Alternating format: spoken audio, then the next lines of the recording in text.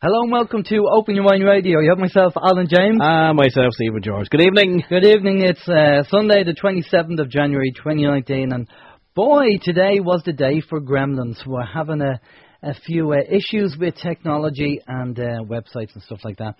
So not really great. But then again, you know, as they say, maybe the guests that we have on, people don't want them talking, maybe. Could be something got to do with that. Anyway, so, folks, what we're going to do is it's going to be a change of plan tonight. We have Billy on. Billy's going to be coming on in a few minutes. And Billy's on a mobile phone, and we don't want to keep him on the mobile phone because we know they're all dangerous. So we're going to bring Billy in straight away after we go through the communication channels. And basically, we'll have a chat with Billy up to about 10 to 8, 5 to 8. And then we'll have Thomas on the second half of the show. But as I've just said there, our first guest is Billy McGuire, and our second guest on the show tonight is Thomas Williams. So before we go any further, let's find out what the communication channels are. Okay, communication channels, folks. The communication channels are email info@oymIreland.com, by phone 046 927 1212, and you can also contact us direct through the OYM chat room.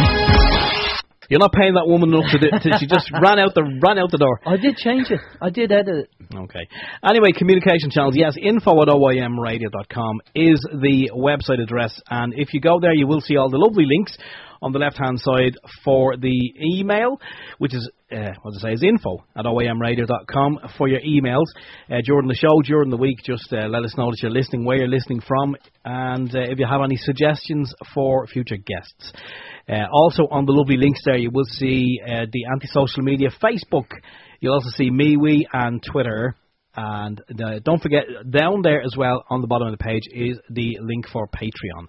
So if you want to support OYM, and we hope that you do, because you will get access to blogs every now and again. Well, every now and again I tend to remember, and I'll do a little blog as well, but Alan blogs there all the time and gives out some good information. So just consider that as well. Consider becoming a patron of OYM Radio. Also, we have the phone number 046 927 1212, as Mary said. And from outside Republic of Ireland, it's 00353 469 271212. We also monitor the chat room on People's Internet Radio. And unfortunately, People's Internet Radio is actually down at the moment. The web address name is down. So if you're listening and you want to get onto People's Internet Radio, you will need to go to scotlandisfree.ning.com. That's scotlandisfree.ning.com. And you can log into the chat room there. And just a big hi to everyone logged into both of the chat rooms this evening. You're all most welcome. Brilliant stuff. Okay, so as we said, Billy's on mobile phone. Mobile phones are not very good, not very healthy. So we're going to bring Billy straight in and have a chat with him. But he did ask us to read out the 1916 proclamation first, so we can kind of get an understanding of where we're going to be going with the actual interview. So, Steve, that's over to you. Okay, well, just before I do read that, which is at the request of Billy, I have just popped it into both of the chat rooms. So if people, as we used to do in school, if you're listening on the live stream, if you want to fire up that image, then you can follow along as I read. Okay, this is Publicht na hÉireann, the provisional government of the Irish Republic. To the people of Ireland. Irish men and Irish women, in the name of God and the dead generations from which she receives her old tradition of nationhood, Ireland, through us, summons her children to her flag and strikes for her freedom.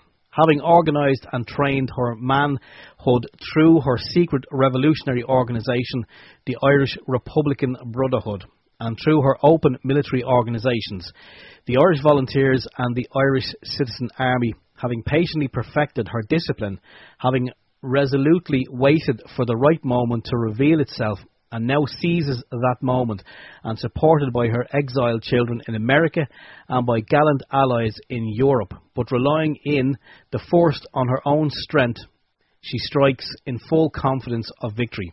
We declare the right of the people of Ireland to the ownership of Ireland and to the unfettered control of Irish destinies to be sovereign and indefeasible. The long usurpation of that right by a foreign people and government has not extinguished the right, nor can it ever be extinguished except by the destruction of the Irish people. In every generation, the Irish people have asserted their right to national freedom and sovereignty. 6 times during the past 300 years, they have asserted it in arms. Standing on that fundamental right, and again asserting it in arms in the face of the world, we hereby proclaim the Irish Republic as a sovereign independent state, and we pledge our lives and the lives of our comrades in arms to the cause of its freedom, of its welfare, and its exaltation among the nations. The Irish Republic is entitled to and hereby claims the allegiance of every Irishman and Irish woman. The Republic guarantees religious and civil liberty, equal rights and equal opportunities to all its citizens, and declares its resolve to pursue the happiness and prosperity of the whole nation and all of its parts, cherishing all the children of the nation equally and oblivious of the differences carefully fostered by an alien government, which have divided a minority from the majority in the past, until our arms have brought the opportune moment for the establishment of a permanent national government representative of the whole people of Ireland and elected by the suffrages of all her men and women.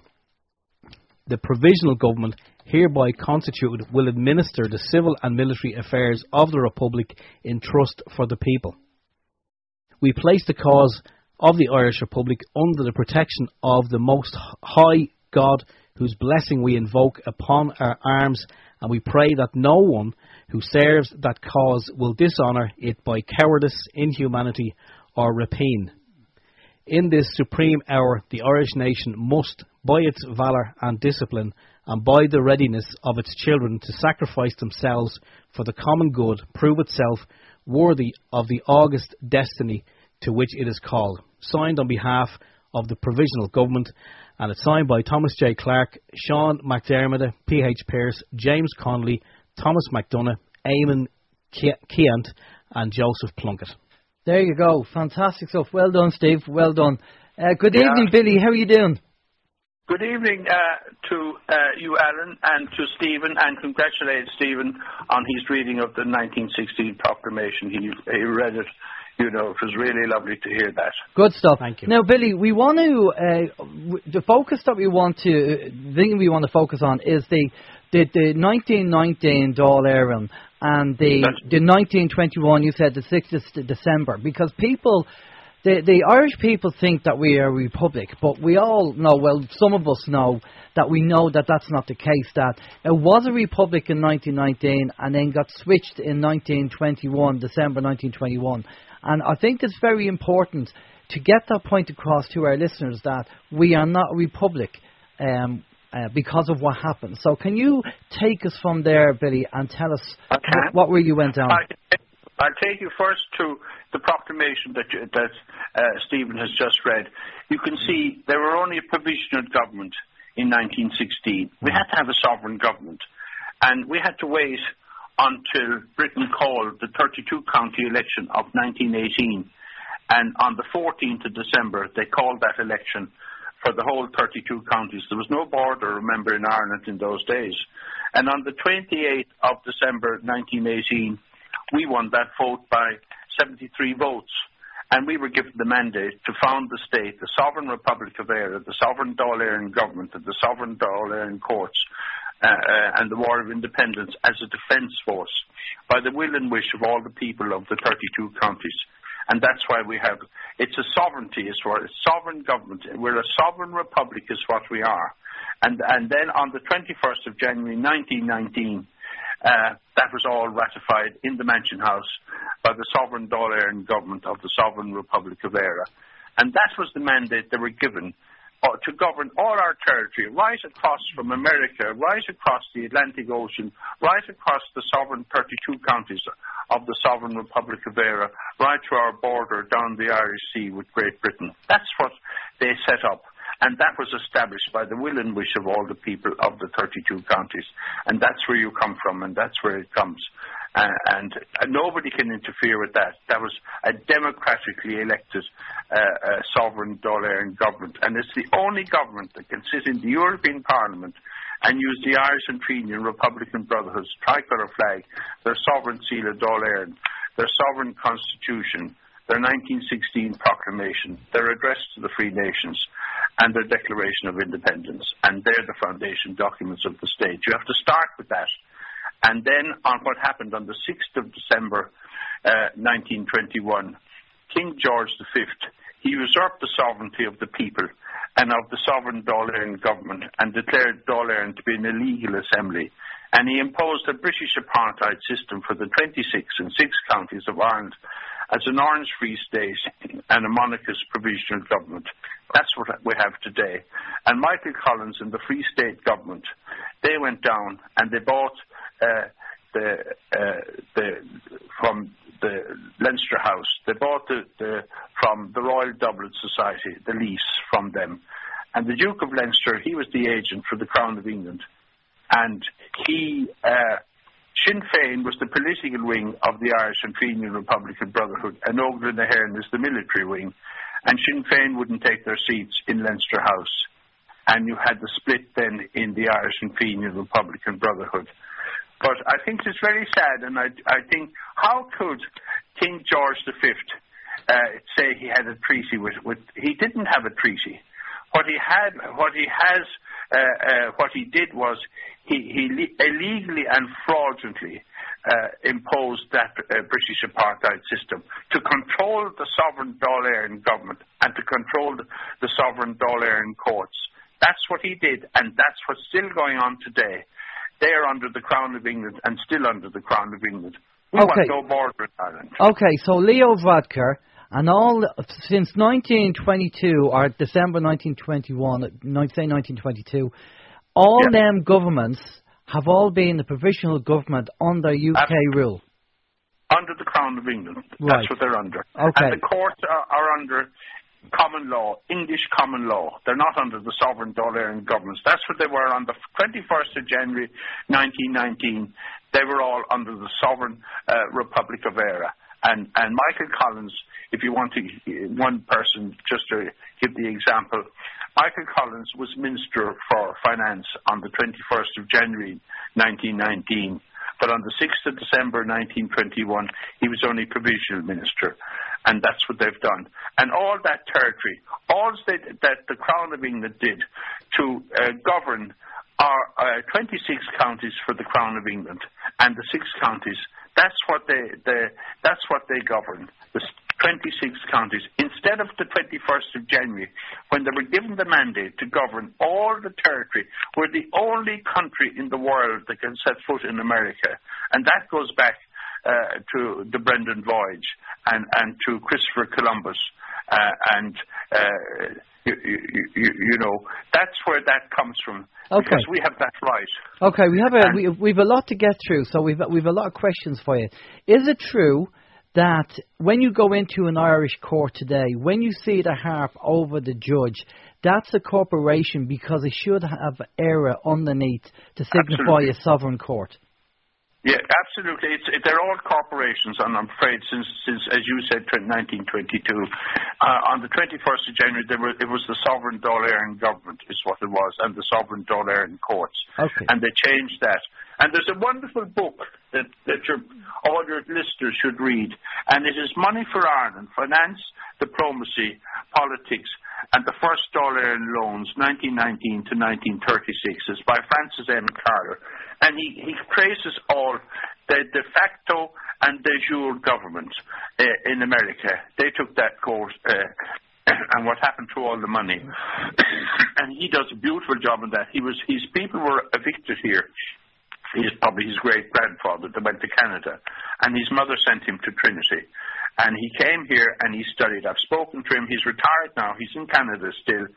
And he wrote that book. And it's all the American Bar Council telling you exactly.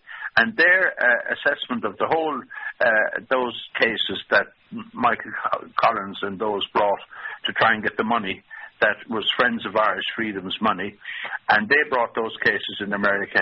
and the American Bar Council ruled that the Free State government was from a different source. It was under the Crown of England. Okay. And that's very important, you know. I have another question for you. I notice you're saying the Irish Republican and Fenian Brotherhood. Now, yeah. I've always known it as the IRB. I've never heard it called the Irish Republican and Fenian Brotherhood. When did that change? No. James Stephens and John O'Mahony, right? And the Fenian Brotherhood is founded by John O'Mahony in Doherty's in New York. And if you would give me 1 minute, I'll read you something that's very important for your listeners. And this is that book, The Fenian Chief. And it's the biography of James Stephens, and it's by Desmond Ryan, and it's the Fenian Chief. Desmond Ryan was Pierce's secretary. He was and he was in the GPO in 1916, and they're a journalist family. But I'll just read page 90 of it for you. On the 17th of March, 1858, Danief arrived in Dublin with the acceptance of Stephens' terms by the New York Committee and the £80. Danief was a tailor from Kilkenny. The subscription was the very minimum stipulation. Danief reported there was no actual organised body of sympathisers in New York, but merely a loose knot of associates disturbed Stephens. Yet he went ahead at once, and that very evening the Irish Republican Brotherhood was established in Peter Langan's timber yard in 16 Lombard Street, Dublin. I mean, that tells that's St. Patrick's Day, 1858. That's the reason why we celebrate St. Patrick's Day. And James Stephens and John O'Mahony, he founded it.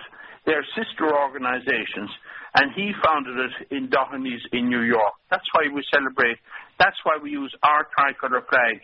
And people don't even know. And all those politicians are going off around the world on St. Patrick's Day, and they don't realise that the reason that they're going off is because James Stephens founded the Irish and Republican Brotherhood, 16 Lombard Street, and John O'Mahony founded it in Doherty's in New York. That's the reason why.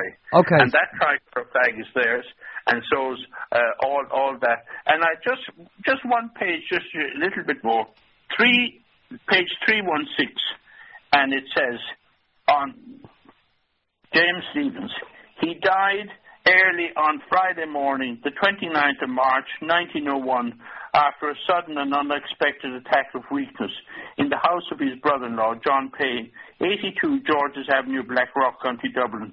Around his coffin was wrapped the Fenian tricolour of green, white and orange, which within 15 years became the banner of that decisive national revolt for which the dead man had plotted and dreamt of so long. That tells you that's why you see me, when we read our proclamation, you see me holding the tricolour flag. It's owned by the Irish and Fenian Republican Brotherhood, and we still own it today. Okay. As we own Dublin Seed at Dail Eireann. And that's why St. Patrick's Day is so important to people. 16 Lombard Street, just go down, and the parade goes within 50 yards of 16 Lombard Street. And I'm for years asking them, would you still go down to 16 Lombard Street, where James Stephens and John O'Mahony, they founded the Irish and Fenian Republican Brotherhood. Okay, you know, question for you, Billy. I've only known, I've heard about the IRB, and I'm sure Steve has throughout history, but has there been some kind of amalgamation between the IRB and the Fenian Brotherhood? Because now, because obviously you've changed the name to the Irish... No. There were always James, after the Ballingarry in Tipperary, they're known as the 48. They came down for Young Irelanders and that. And William Smith O'Brien, he was one of the founders of the Irish and Fenian. You know the statue there in O'Connell Street in Dublin, which we laid a wreath on the other day. They're a sister organisation. One was founded for America, and the other was founded for here. But they had to go to France, and they spent 7 years in France. And James Stephens, they were educated. James Stephens spoke 16 languages, and they went to the Sorbonne And it was the French that taught them all about it, including the tricolour flag. You know, Thomas Francis Meagher brought it over, and orange was nearest to the pole, and they changed it to green, white and orange, and that's how you have the tricolour today. It's their tricolour. And he walked 3,000 miles, and it was a toss-up between, if you read that book, everybody should read that book, The Fenian Chief. And it's in, there's 23 copies in the libraries all over the country. And I'm asking people to read that if you really want to know what happened in the country and how it was founded. Okay. And it's a wonderful book. And you'll get all that information about it. But he walked 3,000 miles around Ireland to set up the Irish Republican Brotherhood, which is for Ireland, and the Fenian Brotherhood for America. That's what it is. But they're both they're sister organisations, and that's where they come from. Okay, now let's touch base about last week. Last week we had the 100-year anniversary of the 1919 Dail, and obviously you go along to the Mansion House, Dail Eireann, and let's get it right, Dail Eireann, and you go along to the Mansion House and you do the turning of the Sovereign Seal, and obviously that's on video. Do you want to tell, especially our international listeners who don't understand this, what that signifies, what that turning of the Sovereign Seal signifies? Look, it all goes back to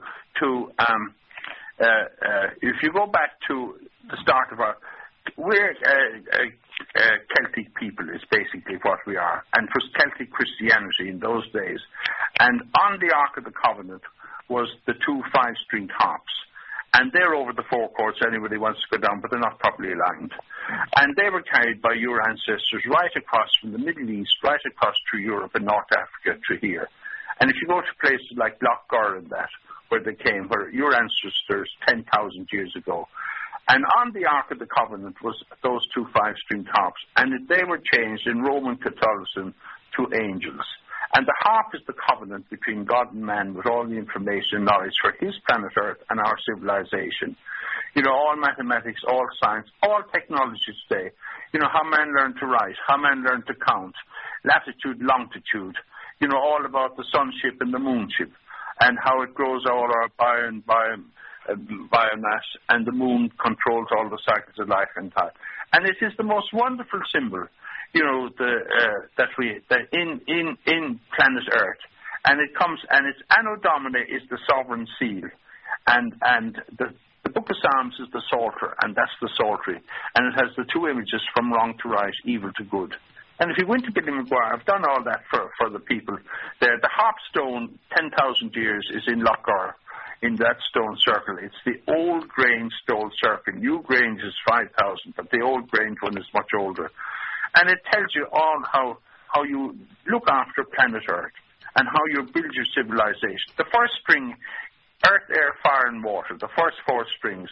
The first string is your measuring tape, your plumb line, your straight edge, your circle, how you build your ship, how you put the wheel. It's all the fellows of the wheel, the front of the harp. You turn it upside down, how you learn to write, how you learn to count, latitude, longitude. You put your 2 hands together, you put your 2 hands up in the air, you face the sun, and your fingers, 5 fingers, and then you put your 2 fingers and you from your left hand, and that's the sunship and the moonship on your right hand, and you put the 2 together. It makes a harp. And that harp is all about your intellect and your reason and your 5 senses. And that's truth, knowledge, and information. And you can understand this planet Earth. No man or woman can understand God, but you can understand the covenant he gave us. And the covenant is those 2 5-string harps, which were on the Ark of the Covenant before Roman changed them to 2 angels. And that's what your ancestors carried here. And they carried it to those stone circles right across Europe. And that's where it comes from. So, we have a lot of Irish history. It's unbelievable how much is, how Ireland has been involved in the scheme of things. But I want to try and focus on a little bit of modern day now, because obviously I'm sure, Billy, what you're seeing is going on in Ireland at the moment is just unbelievable. It's terrible what this government is doing, knowing that they are a provisional government. What's your thoughts on everything that's going on at the moment? Well, they're telling the people a pack of lies. They're only provisional free state government since the 6th of December 1921. That's there in black and white for anyone to read it. And they're pretending. That's why they can't put Eire underneath the sovereign seal. And you look at your tax of your car, you look at your passport, it has to have Eire underneath it to be legal, valid and bona fides. And I told you that's what the King George V, to control Dail Eireann, to control the Dail Eireann courts for themselves, not for us. And they're taking all the assets which would, if we were getting, as I said, on the 21st of January, going right to, to America, right across the Atlantic Ocean, right across the 32 counties, down the Irish Sea with our border with Great Britain, we'd be the wealthiest country in Europe. And we have the largest country, but we're getting nothing from that. The people are getting nothing. The people are being bankrupt by the provisional government, not telling the truth. There is no reason since the 16th of March 2017, when Britain doesn't have a sovereign government. Britain has a royal government, royal courts of justice and a crown force. And that goes back to, the Queen Elizabeth, on the 17th of March 2017, abdicated any claim she has on the Free State, and because she signed Article 50 of Brexit under the United Kingdom of Great Britain and Ireland, England, Scotland and Ireland, and she took Ireland out of the EU, and she has no right to do that. She doesn't have a sovereign government, and I've said that many times. And when I said it to Europe, I wrote it to Europe, and I wrote that they don't have it. And if you go back to 1155, when Pope Adrian IV, the only English pope, gave that was the Sovereign Republic of Eire, to Henry II to build his empire. And then if you go to Henry VIII, and Henry VIII, he fell out with the Pope. Well, Roman Christians and Christians alike in the worldwide believe that only the Pope in Rome, Christ's figure on earth, can anoint a sovereign. And he fell out with the Pope, and he declared that he was equal to God, Diamondra, and he didn't need the Pope. But there hasn't been a sovereign in Britain since then, because they believe, and all Christians believe, that only the Pope can anoint a sovereign. And I don't see the Crown of England going to Rome to be anointed. And that's why I think Brexit is so important. But our people have a sovereign government, and that's what they did. And I explained it there why they did it. And they had to wait for that 32-county election of 1918. We have a right to sit in Europe. We have a right to use our tricolour flag and our sovereign seal of Dail Eireann. And we have a right to use our proclamation and our sovereign constitution and our Declaration of Independence and our address to the free nations. They're our foundation documents. Okay. And we have that right. Okay, we have a question, Billy. Sorry, we just have loads to get through. Now, a couple of weeks ago, we had Tom Ryan on the show. And Tom has asked us, he sent in a question, and he said, look, we just said, would you be able to ask Billy this question when Billy comes on? And we said, yeah, okay, we'll ask Billy, and Billy can give us a feedback on it. And Tom wants to know, he said, when the Queen of England visited Ireland in 2011, Billy McGuire held discussions with the Earl of Harrington previous to the visit, and Billy McGuire gave permission for the Queen to visit Ireland and to lay a wreath at the Garden of Remembrance.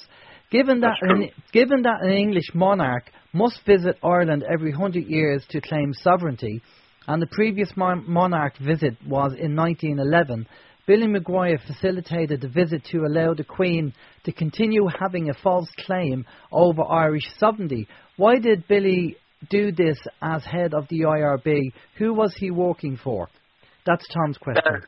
Tom, look, I never fell out with Tom Ryan or anybody else, and I can explain what happened very clearly. I have no animosity towards anybody, and everybody is sovereign as far as I'm concerned. But I didn't get Tom Ryan's oath of allegiance, and without that oath of allegiance to the sovereign, to uphold the state, I cannot hand over the Irish and Fenian Republican Brotherhood. And I'm going to write to Leo Varadkar, the Chief Justice, the John Corler, the Department of Defence and the Garda Síochána and the Attorney General to see their oath of allegiance. If I don't have that oath of allegiance, they cannot use the tricolour flag, the sovereign seal of Dail Eireann, or any of the symbols of the state, the proclamation of the sovereign constitution. And that's the situation it is. Look, I had no row. I thought Tom Ryan was going to be the great person to take over the IRB. and that's what's going. But without that oath of allegiance, I can't go any further.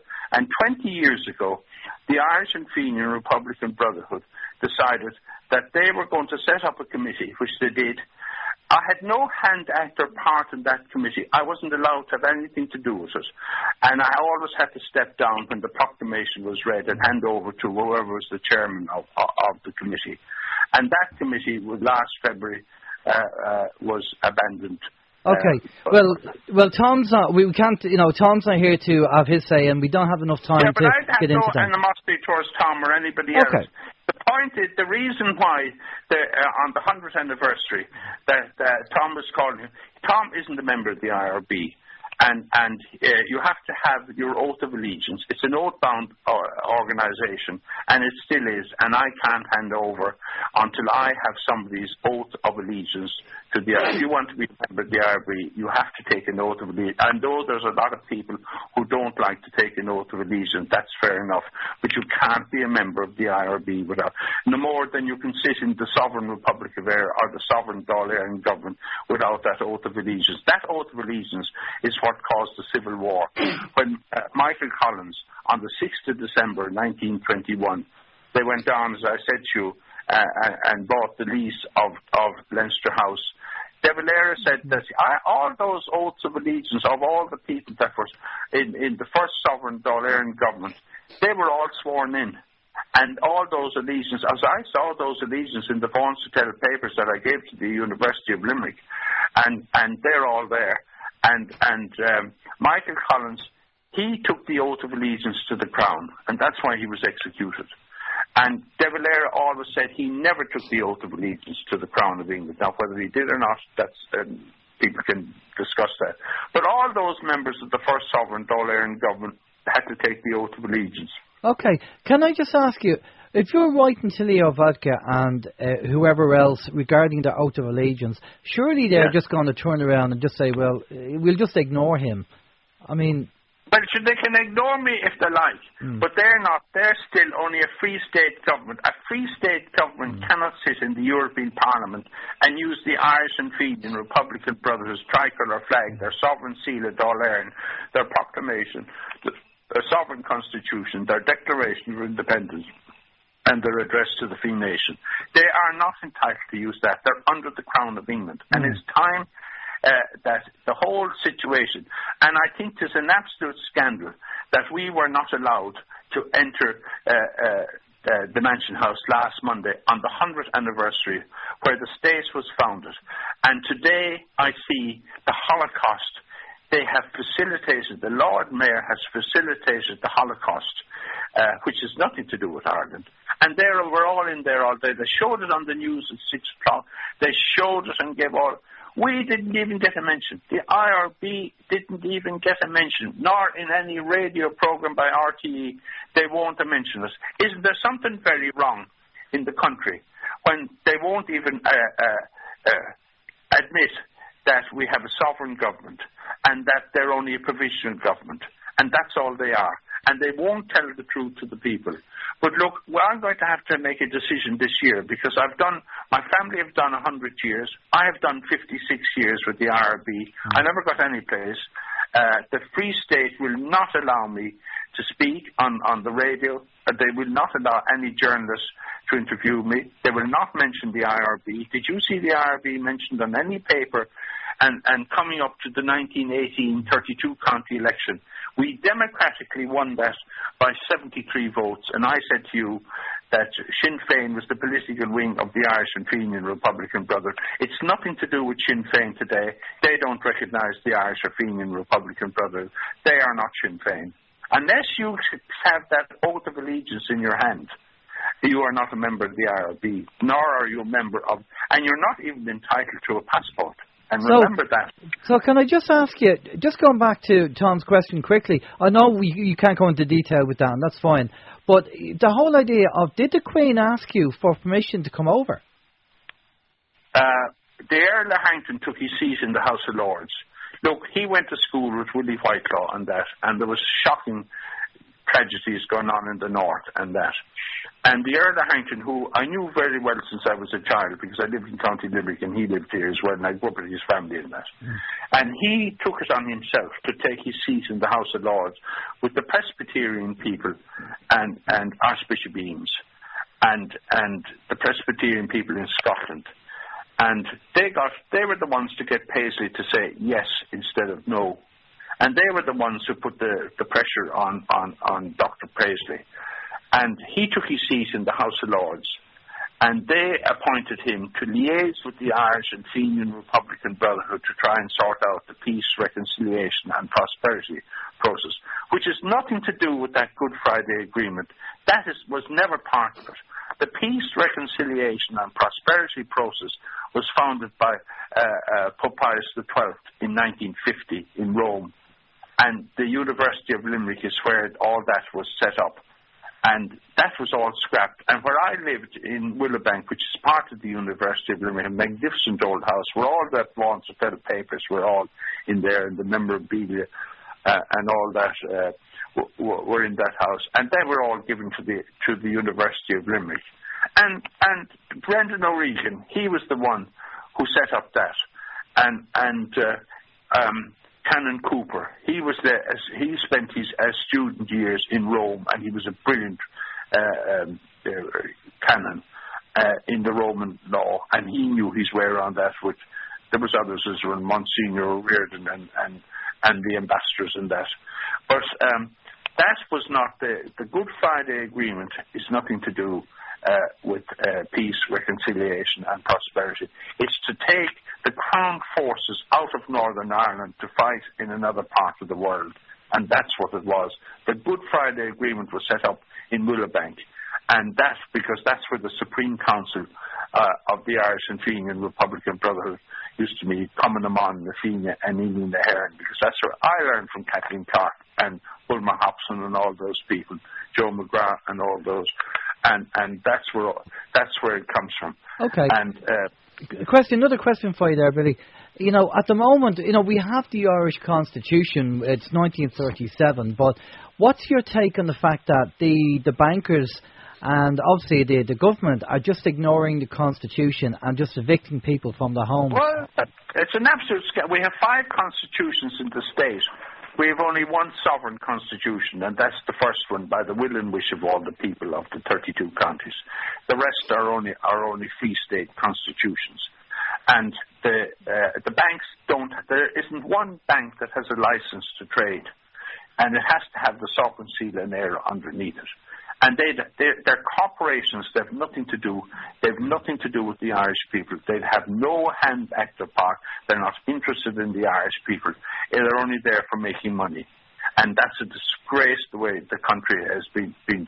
And that is the provisional free state government, including the GA. The GA was the backbone of our independence. And they became a corporation. That's not an All-Ireland anymore. They took the sovereign seal and Eire off the medal and put down the symbols of the serpent on it. And that's not right. I mean, we are betrayed morning, noon and night. And people tell me, we work all week long. And these are people who are well off. And at the end of the week, we've nothing. We've to start off at the week again with nothing. That's not right. We have the largest territory. And if we were getting all that, what we should be getting from our territory and our seas and our fishing and that, we would be the wealthiest country. You're never going to get anything. The IRB, as I said, when we bought Vaughan's Hotel, we didn't buy Vaughan's Hotel with a whim. We bought Vaughan's Hotel and we had all those people in Canada, in America, in Australia, in Europe, in Britain, 200,000 alone, all supporting the purchase of Vaughan's Hotel for all the people. We have 70 million people worldwide, and that was our strength. Woodrow Wilson nearly had a heart attack when he saw the number of people that we could put out on parades in America. That the Crown of England nearly died when they thought that we had 200,000 sworn IRB people in Britain alone. they couldn't refuse us our independence.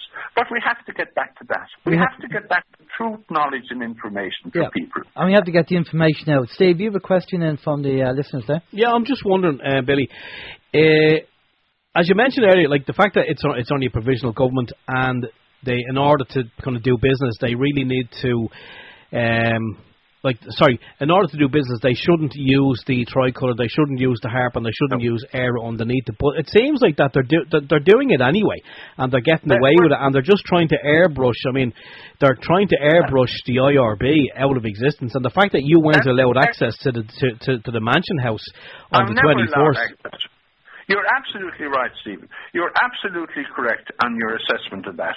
And they will not tell the truth. They will not tell the people the truth. And I think it's time. And coming out with Brexit, you need to tell the truth. We have a sovereign Dail Eireann government. It's the Crown of England that doesn't have the sovereign government. It has a royal government, royal courts. That's why...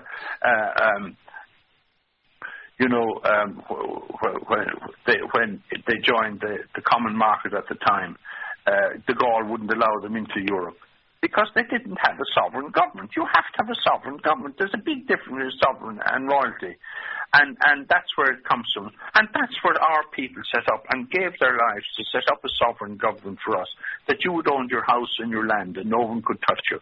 And if you read the sovereign constitution, you can download it from Billy McGuire and read it and see it. You can go into court, but you must be careful going into court. Remember, they're under the Crown of England.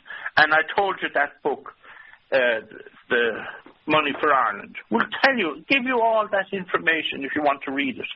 And will de facto and de jure governments and where they come from. And they'll tell you even the name of the Free State judges that set up the Free State courts. But the Free State Court, that's what was always the row here, was that we set up a sovereign Dail Eireann government by the will and wish of all the people of the 32 counties. I still hold that mandate. That's what I do every year. And that's why my family have done it for 100 years. And that's what's important, is nobody can take that away from us. You're the sovereign. The people in Britain are not sovereign, they're subjects to the Crown.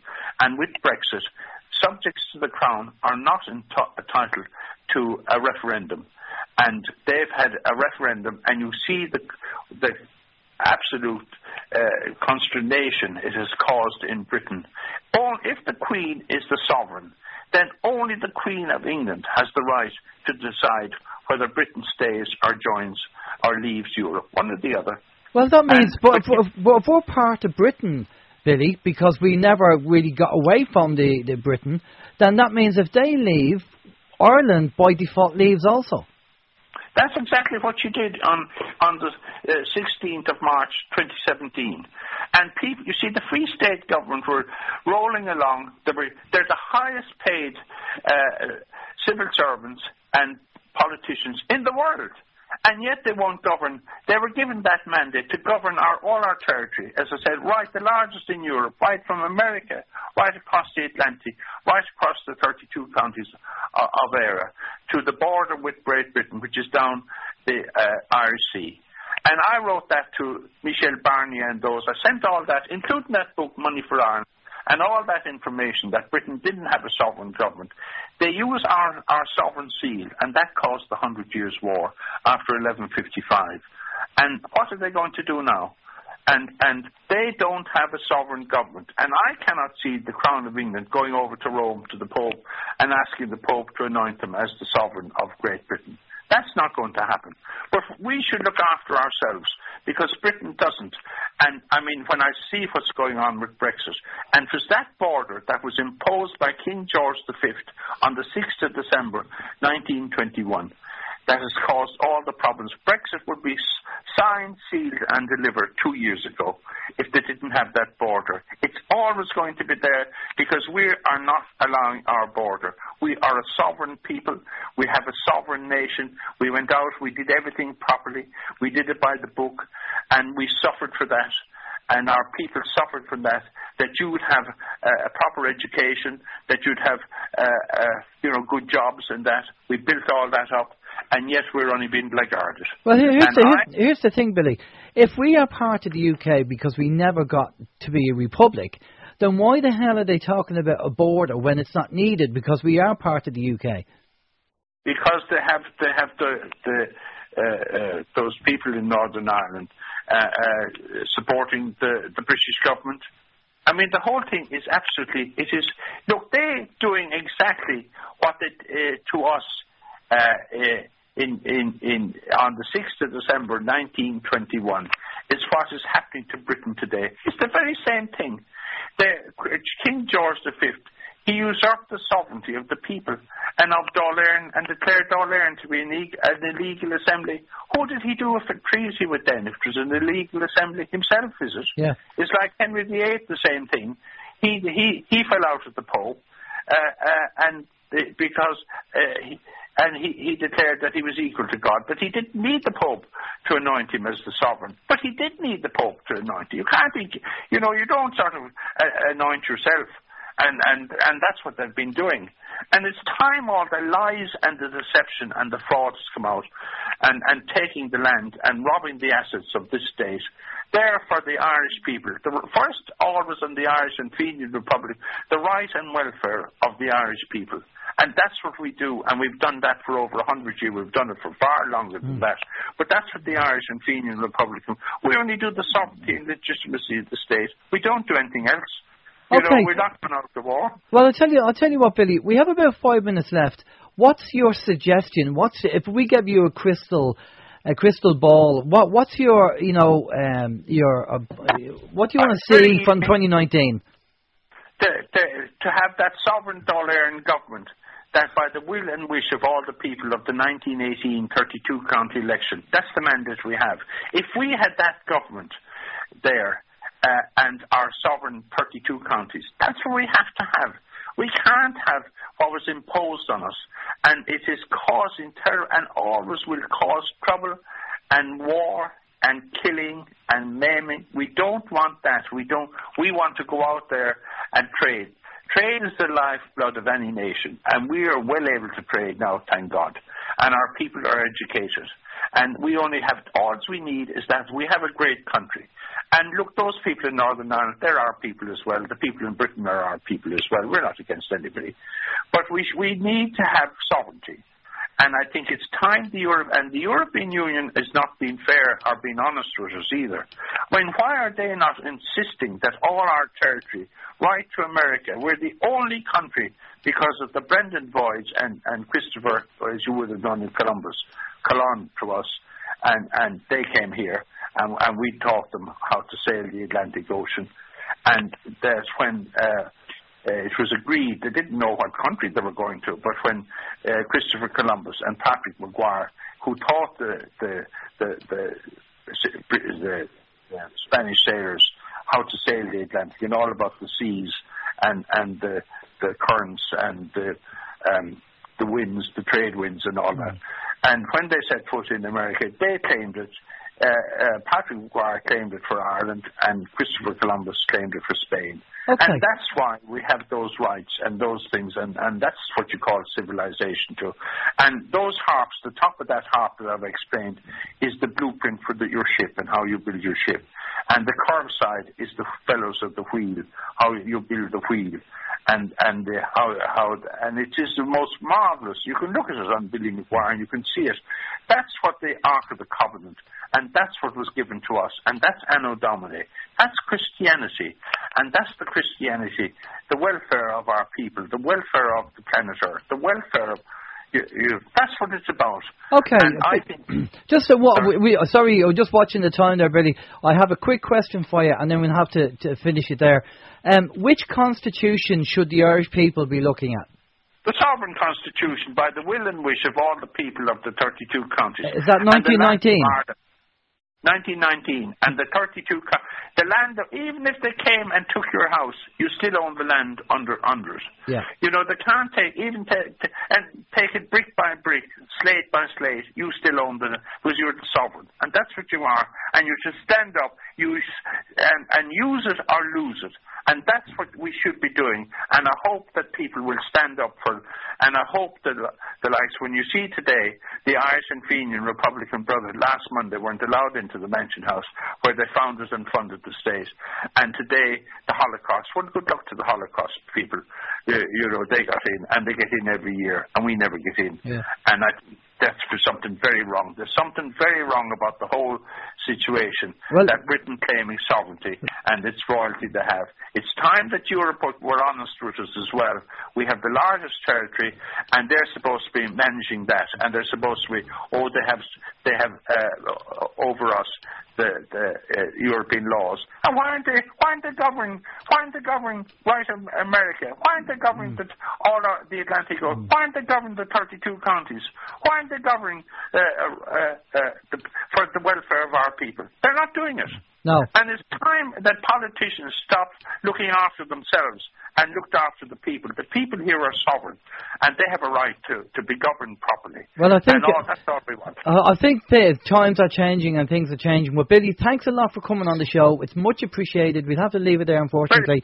But it was great information. I'm going to pass you over to Steve, and Steve's going to get your contact details so we can tell people where they can find out this information. Go into BillyMcGuire.com. You can get all that information, because John, our secretary, he's great. And those people who people helped us to get to our 100th anniversary. And that's what they did. And this is great that they did it. And I thank everybody for doing it. And we have the first 100 of the sovereign Dail Eireann government over now. And we're heading for the next 100. And I hope to God that sovereign Dail Eireann government comes to force. So do we. No other way. I mean, it has to. But changes are taking place. Billy, thanks a lot for joining us. Just stay with us there for... Alan, thanks, Steve, and thank your listeners, and thank you very much. That's okay. Stay with us there for a minute, Billy. We're just going to go to a musical break, and we'll be back after this with Thomas Williams.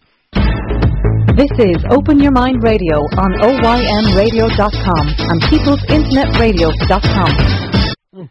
Yes, we're back. Everybody wants to rule the world. That's Thursday Thursday anyway, and it's a bit like that.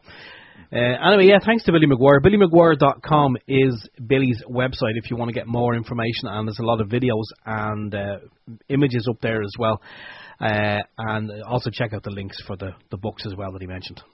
Brilliant stuff. Now, we do have a couple of things to talk about and mention, but what we're going to do is we're going to get Thomas in, because he might have a view on what we're going to be talking about anyway. But Thomas just said to us there that he's going to talk about some of the information that Billy said, because Billy, some of the things Billy said, Thomas will have a different viewpoint on that, and he's going to tell us all about that. But we'll talk about a few things first, but we'll bring Thomas in. Good evening, Thomas. How are you doing? I'm doing fine. How are you? Yeah, not too bad, not too bad. Cheers. I know you were listening to the show that we did with Billy, and you want to comment on a few things Billy said, which is fantastic, which is great.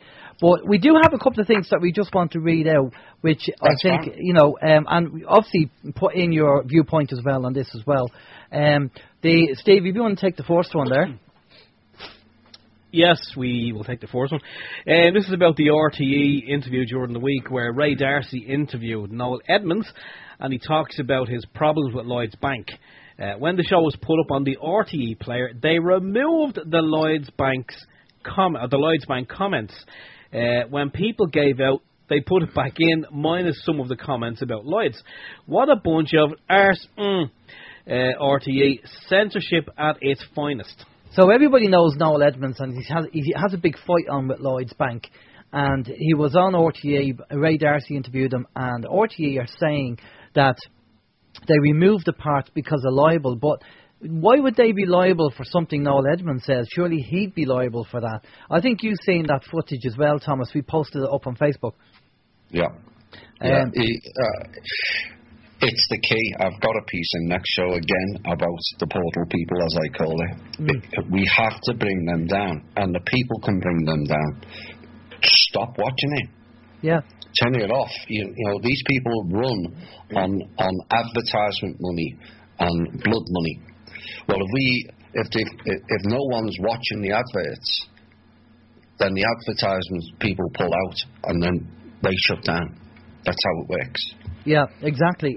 And, of course, people are noticing this more and more and spotting this, so which is great. People are beginning to wake up. The next thing that's on the list, and maybe, again, Thomas, you can comment on this, but Alex Salmond, who's the former First Minister of Scotland, has been charged with about 14 charges against him, including sexual assault, indecent assault, attempted rape and breach of the peace. Now, is it true, is he... are they going for the low-hanging fruit because he is the low-hanging fruit, or is it a case that he's upset the elites and they're because he wouldn't play ball and doing something? I don't know. A bit of both. Of course, you've noticed now the media have completely eliminated Hillary Clinton. No mention of it anymore, which we did predict in the show. And in steps the new Hillary Clinton, which is Pelosi. It's the same thing. That they'll throw certain people under the bus. It's like all the focus was on Pizzagate, and then suddenly it switched to Nexium. And this is how the media work. They'll give you something else to feed the lower ones that they'll throw under the bus to protect the higher order ones, which was Hillary Clinton and Pizzagate and Podesta and others. Now, Alex Salmond, along with Brown and a number of other Scottish national people that were in the early Labour Party when they got in after Thatcher and Major and all those other clowns, he was involved in Dunblane. The authorities know that. All those Scottish national MPs were involved with the children in Dunblane, and that guy was a Manchurian candidate. And it's linked with Andy Murray also, because he was in that school. He didn't rise to those elevated positions of tennis by accident. Okay, that's interesting information. So do you think Alex Salmond there's some truth to be said about that? Absolutely. But essentially what they're doing is they're throwing the lower ranks out. That's their doing, which we will get gains out of. It's a bit like the factions people, and we've got factions-led people in the alt media.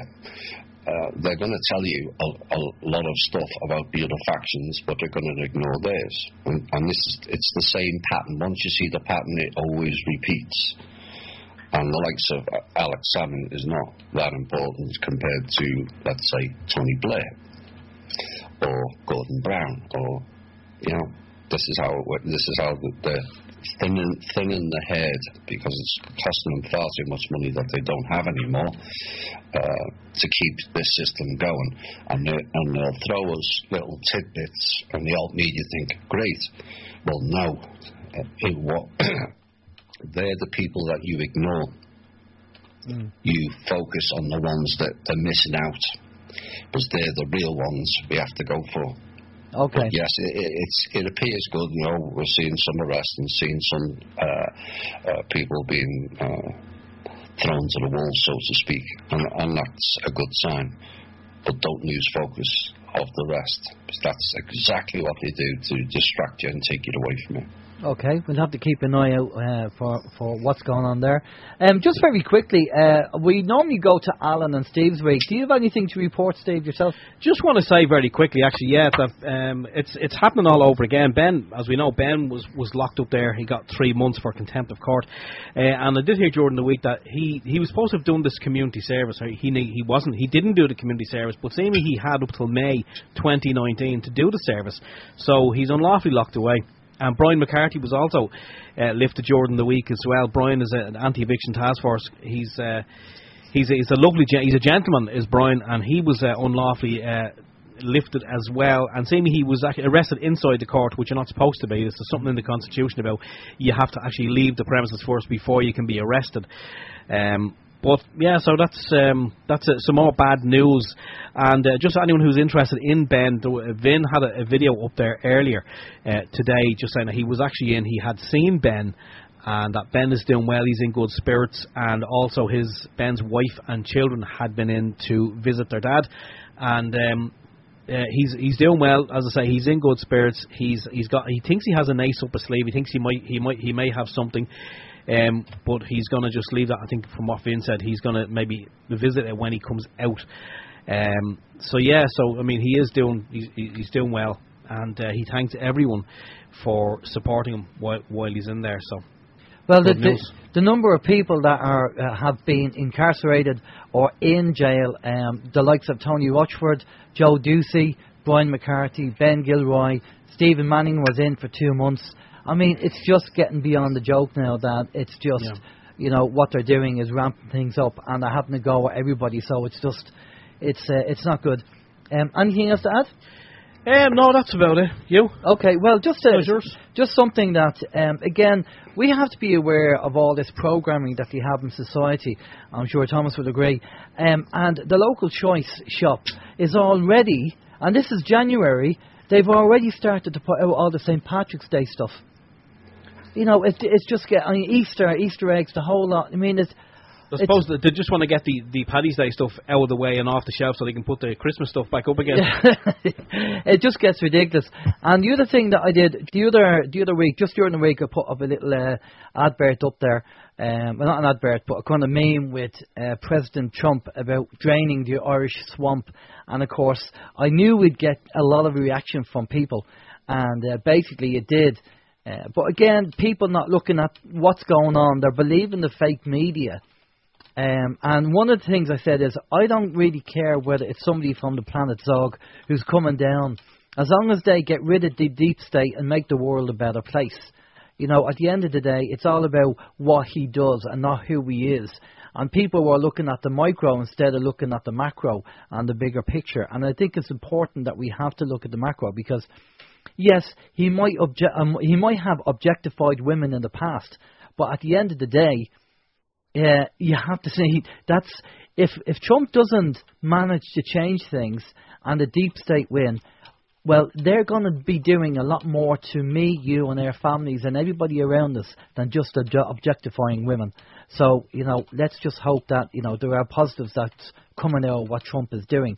I know you want to talk about what Billy said there. We will get to Trump in a minute. So you are listening to the first half of our show.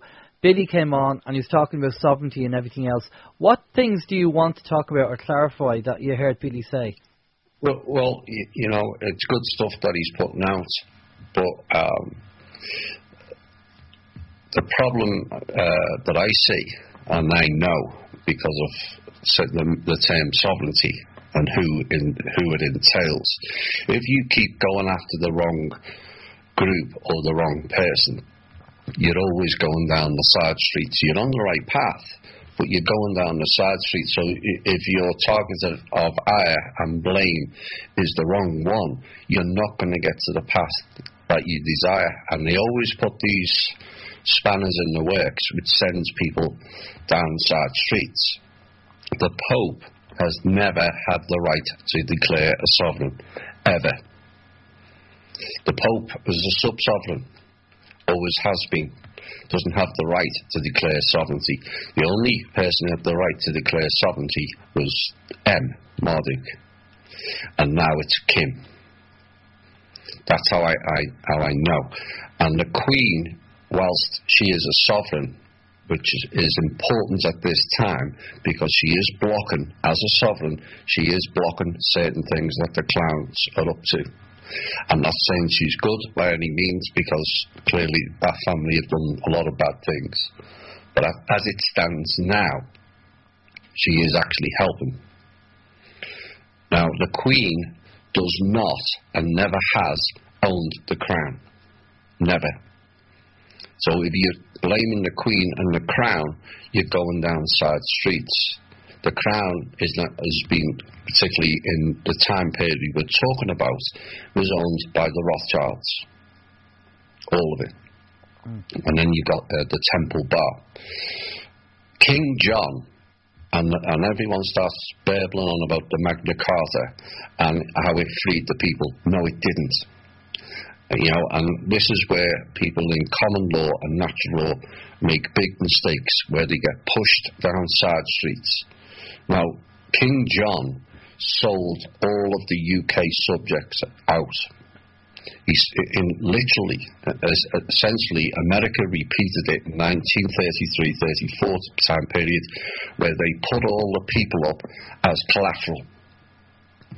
In 1215, King John literally sold all the British subjects to pay for debts owed to the Vatican, as we now know it, or the Roman Catholic Church. What that did is it meant that the king was no longer in power, whereas the king made all the rules. Now, the Magna Carta Charter only spoke about the freemen.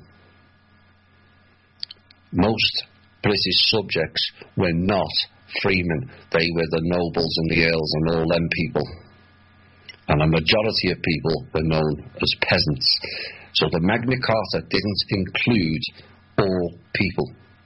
Never did.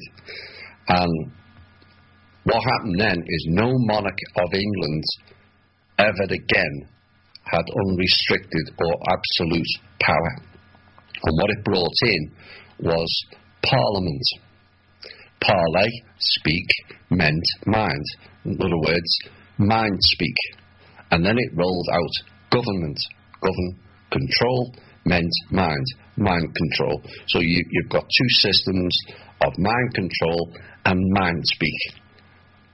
And they took the power away from the kings, who, I'm not saying all of them were good, but they certainly run it better than the government, which has no control anyway.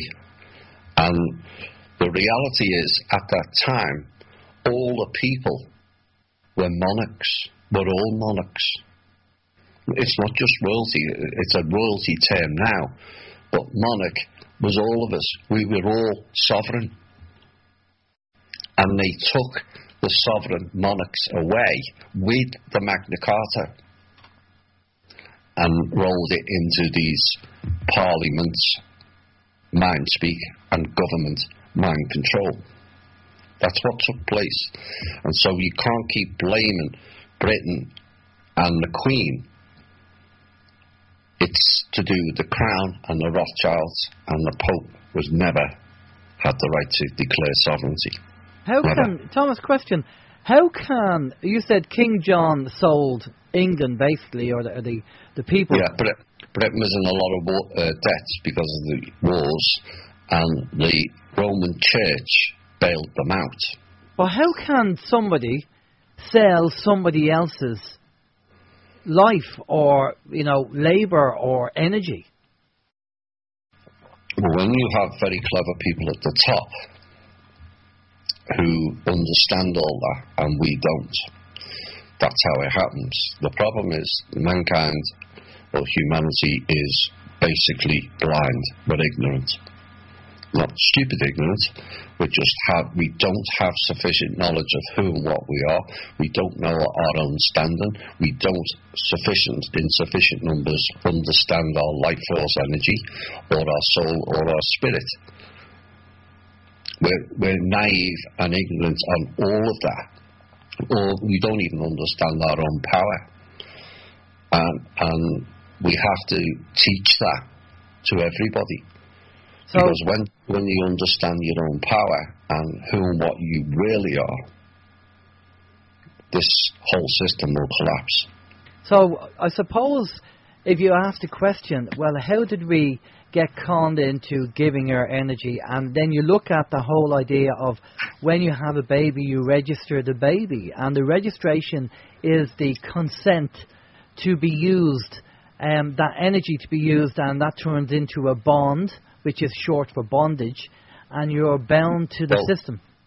Well, bond means war. Okay. You know when they say, Fulford's talking about the bonds. Every time there's a mention of war, they create bonds, which, yes, is binding. All these internet, alt media talking about, cash the bonds in.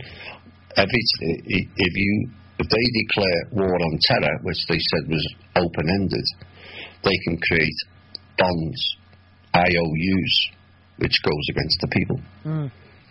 And that's the. I'm sure you have some system in place to do all the calculations to work out, basically based on the demographic of people and everything else, how much money that has a value of. Yeah. Well, that starts when the child's born. There's a reason they weigh the child, because they're weighing it to the amount of gold. That's so. Say you have a child that's £7, which is 98 ounces, something like that, 100 and something ounces. Whatever the value of the gold of that day, that's the value of that child, and it goes into the birth certificate fund, and that accrues interest, which, because we're naive and don't understand that system, once you haven't claimed that trust account after 7, because of under maritime law rules, people who are missing for 7 years are declared missing at sea, and so dead. So, which is why they brought the capital letters in. You look at a headstone; it's all in capital letters. Capital letters means you are dead. Yeah. Now, tell me, have people tried this to claim before 7 for their kids or whatever? Maybe, obviously, they get fobbed off. I don't know.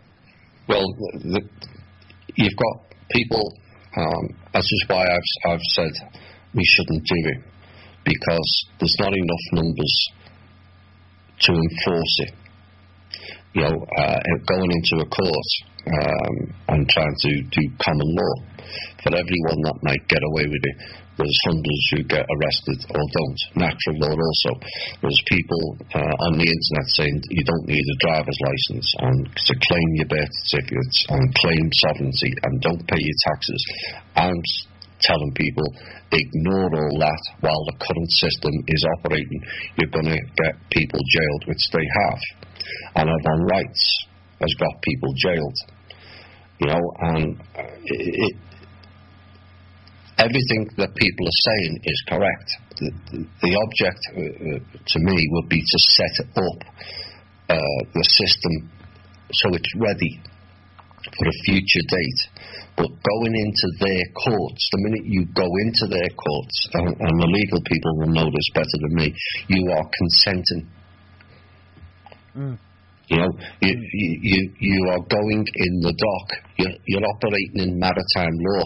What was law of the sea is now law of the land. That's why it's called the dock, because you're the vessel, you're the ship, and you're docking. So then you come under their jurisdiction. I don't profess to know a lot about legal stuff. I just don't. I know the bare basics. But that's what you're doing. And whilst it may be correct and right on all them, common law, natural law, the driver's license, the birth certificate claims, the sovereignty, and not paying taxes, particularly in America, and the income tax, it's illegal. It doesn't come under the Constitution in America, and it doesn't come under the Constitution of Ireland either. I think your guy said there's 5 constitutions. Well, there's 4 in America, and none of them are the organic one. This is the problem. You have to change the system first before you bring all that in, or you need a whole town to turn around and say, you know what, we're not going to your courts, or we're not paying your taxes. Yeah, our 1919 Constitution is the one that has the direct democracy in it, if memory serves me well, and that was obviously put in to give people the actual control, because they knew governments could be... Yeah, but the problem is, did it? There's a lot of misdirection on the internet, deliberate misdirection. This is what I said, they're sending you down side streets. The amount of control that Google and other search engines are doing at the moment is frightening. They're disappearing all kinds, because the people are waking up too much, and they're throwing in misdirects, and this is the problem. There's still a lot of people in Ireland who go on about the Battle of the Boyne. Obviously, you've got the July so-called celebration, which is bordering on stupidity, given it was 400 years ago. But William of Orange wasn't British. Why are the Protestants celebrating someone from Holland? William of Orange is Dutch. That's why all the Dutch play in orange. That's why International Netherlands Group, ING Insurance, their background of their logo is orange. It's the same thing. It's the East Indies Dutch group. I'm not saying the British weren't involved, but the British were still under the control of the Irish Roman Catholic Church from what King John did in 1215. Right. William of Orange was then made, because he defeated the Irish uprising, which was at the behest of the Roman Catholic Church, not the Queen or the King or the Crown of England. The Roman Catholic Church ordered that, so they can change history. And you've got people today, whether you're Protestant, which is a false religion.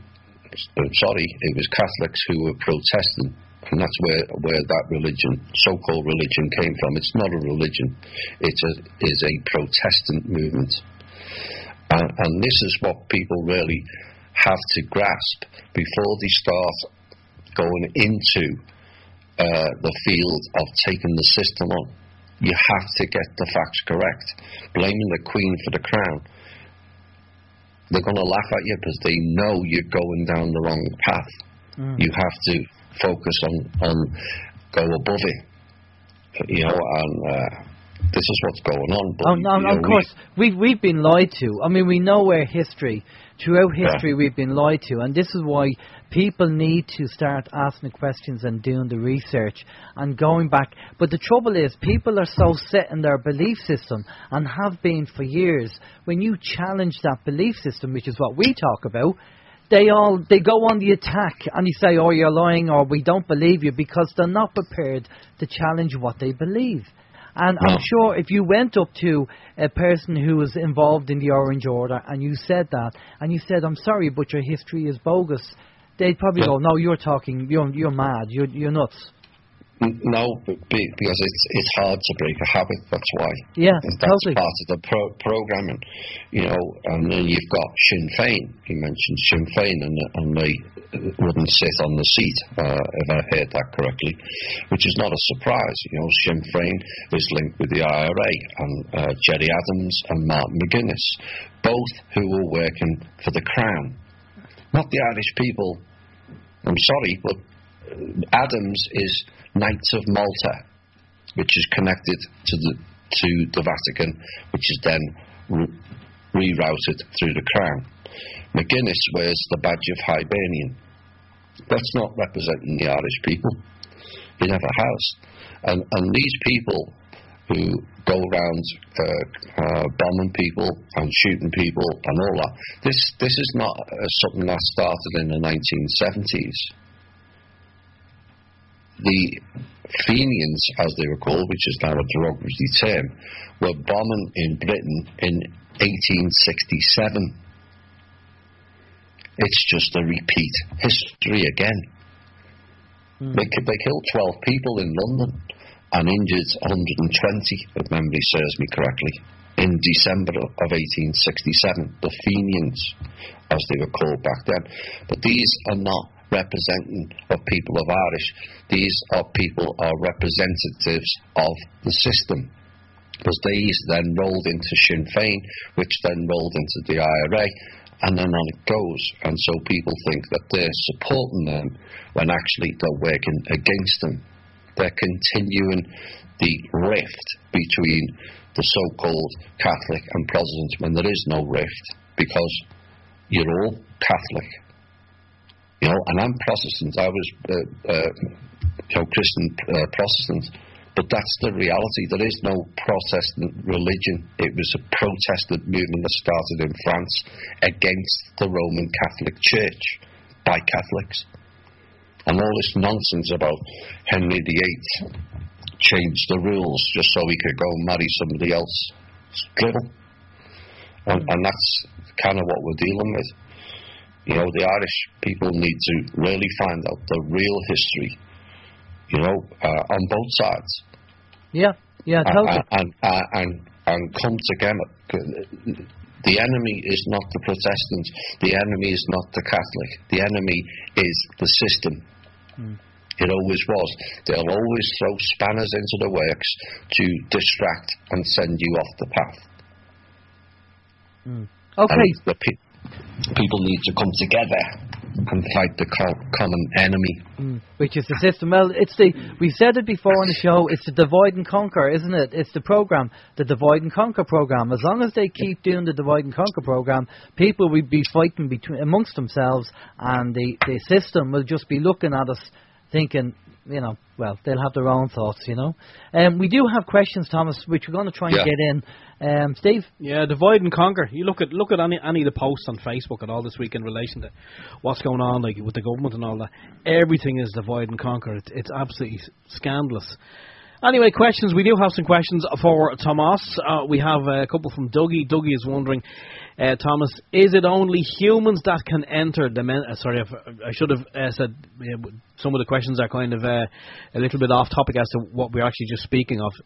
But anyway, Dougie is wondering, is it only humans that can enter the mental plane, or can galactic races enter it as well?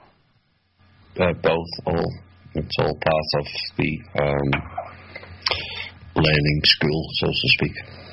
Okay, and what about light language? What do you think of light language from Dougie also? I've never heard of it. You never heard of light language, okay. Okay, we'll have to educate you on that one. Chris is wondering, question for Thomas, any news on the international high-speed train? It's still ongoing. It's kind of took a back seat. There's a few things that have took a back seat at the moment because of the desperation of the clans. Their threats and attempted threats on us and others have increased. They're interfering with phones, internet, you name it. There's a lot going on. To me, from an overview, it's a sign we're winning because these people controlled the whole world, and now they're reduced to interfering with radio shows and internet and people's phones. Yes, there is. We kind of get we're kind of getting that feeling over here as well, Thomas, that we're definitely having a direct impact on what's going on, because when you do see people like they're panicking. It looks like it's panic stations now, because people are getting lifted, i.e. arrested, for contempt of court, and also for like silly things. They're just pulling people off the street, like no real reason as to why. And it looks like they just want people to shut up, and they're trying to make an example of people. But there's no real, there's nothing of substance behind it, if you know what I mean. No, it's all designed to create chaos and put you on side streets. Yeah, but it's not. Because that's the key. They're taking you off, trying to throw you off the path. Yeah. And you have to stand strong. We have given several warnings at various times through THI when to ramp up ground and centering and shielding. But they're going all out now. It's like a death rattle. Yeah. But they can only succeed if we allow them. Yeah, and I think we are making headways. We are definitely making headways, I have to say, because we're seeing that as well. And with some of the stuff that's actually happening here in Ireland, I don't know if you've heard about it, Thomas, but there is a guy who works in he's known as the Master of the High Court, and what he does is, in his own words, when banks are taking people to court and they're looking for repossession or possession orders, whatever way you want to phrase it, he's the one. It's his job to make sure all that the documentation from the bank is in order. And he said if there's any of the documentation that's not done correctly, he basically strikes it out, and he says to the bank, good luck, go away, because your documentation is not in order. He's on the people's side, yeah. He's kind of on the side of the people, but he's doing his job, and what he's paid to do is make sure that everything is in order before it actually hits the floor of a court and goes before a judge. And because he's been kind of on the side of the people, so to speak, because the banks are kind of just going in with any old documentation and looking for repossession orders, and he's kind of saying, no, that's not an order, that's not right, go away. He's now been taken off by his superiors, have taken him out of his position, which basically means someone else is going to be slotted into that position. So the banks will have free rein. They can go in with any old sloppy paperwork that they like, and repossession orders are going to continue. Well, it did the same in America. Yeah. 95% of mortgages don't have the correct paper trail because of the subprime and all that, and selling them on and all that nonsense that's been playing out. And this is why over the last decade, because of the increase in it and in foreclosure people and the alt media, this is why they were pushing the refinance. Because when they refinance, they have all the correct documents, because before the refinance they didn't. Okay. Yeah. Joan just wanted to comment as well. She says some years ago a show on alternative TV was doing a piece on Gaza. During the programme, she said the Good Friday Agreement was spoken about, and she thinks, if she's thinking correctly, in honour of the peace treaty, a business was set up and Eamon McCann discovered it, and she's wondering, does Thomas know anything about that? No, I don't, sorry. Okay. Right, I've not heard of it either, so unless Alan has, no? No, I haven't, no. No. Right, last one as well. Joan says, bonds where countries use people as money.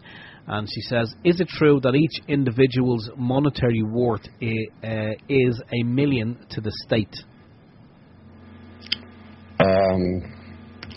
It depends on your age and what category they put you in. I covered this in a recent show. I put it out as a theory, but people know if I put certain things out as a theory, it's more fact that I'm getting the people to engage in it. They appear to judge people at working age a tax value. So essentially they're assessing how much tax you're going to pay during your working life. Well, if someone's assigned a low one, that means in essence you're only going to get lower paid jobs. So there's that system as well. Now, as the birth certificates, if that's what they're referring to, I can only refer to one guy who managed to get the codes, and the only way you can get that is from a top insider in the bank. I think it's through Fidelity Instruments, if memory serves me correct. There's something to do with the Fidelity group where you find your code and fund. And the guy that did it found there was 167 million in the account in his name. Wow. Okay. Could he get it? No. That was the next question. We're all owed many millions. That's the reality. Can it be paid out? In some aspects, yes. Will it be of any use to us? Absolutely no. We're not. We have to step away. That money is the be-all and end-all. That it's the new God, and we have to do ridiculous things and the most heinous things just to make money. And this is what we've been teaching in the shows, and this is how I'd like. We were discussing Alan and I this week about how businesses should run, and we have to step away from the greed of money into what we need with money. And if you view, because the new quantum system now runs the bank, everything that was off ledger is going ultimately on ledger. So for it to go on ledger, you have to have an asset to support it. This is where the RV falls down, because it doesn't have enough assets to support it. And so suddenly if everyone turn around and say, okay, we'll give you $1 million each, so everyone becomes a millionaire overnight, and there is funds to support that, but there's no assets to back it. And what happens then is the whole banking system collapses within seconds. And of course, banking is a bookkeeping exercise, and you need your sales ledger and your purchase ledger like a business, and you can't do one without the other. And this is what you're saying: give out the money, but nothing to back it with an asset. Well, this is the issue with the bonds. All the old bonds that people talk about, which were IOUs, have now been declared asset-only balancing systems for the banks. That's how Kim brought all the banks up from negative liquidity to zero. He didn't float them, he brought them to zero. We'll only float those banks when they step down out of the Rothschild system. Okay. And Citibank, as we call it, decided that they would play games, and so we took the bonds off them. And they're now at something like negative 400% liquidity. Okay, as for in Ireland, and we want to kind of talk about the Irish side, I know that you said Kim sorted out the debt, the $1 trillion debt that America had, that's now paid off and there's no debt anymore. I think Ireland owes something like 200 billion plus because of the bailouts that we've done. I'm just wondering, would that be something on the list, along with other countries that have massive debt, to be cleared? Yeah, well, ultimately it will be cleared once the plans are removed and the trust is allowed to freely go about its business for what its purpose is at the moment. Each country has a load of assets in and of itself, whether they're aware of it or not. In most cases they're not, but those assets were pledged to the trust by the former control system. So when assets are pledged, they acquire dividends, not debt. And so there's a load of dividends for assets that were pledged from each country into the trust. There's a load of dividends that needs to go back to each country. Okay, so question for you. In the 1970s, a politician called Ray Burke in Ireland sold off the Irish assets to one of the people was the Queen of Netherlands, Beatrice. Well, this is what was said. So all their assets have been sold off. Yeah, I mean, it's no coincidence. It's the Queen of Holland, is it? It's the William of Orange again. And people are mistaken that it's the British controlling Ireland. It's not. It's Holland. So, okay. It's getting worse. It's getting worse. So Holland is controlling Ireland. Okay.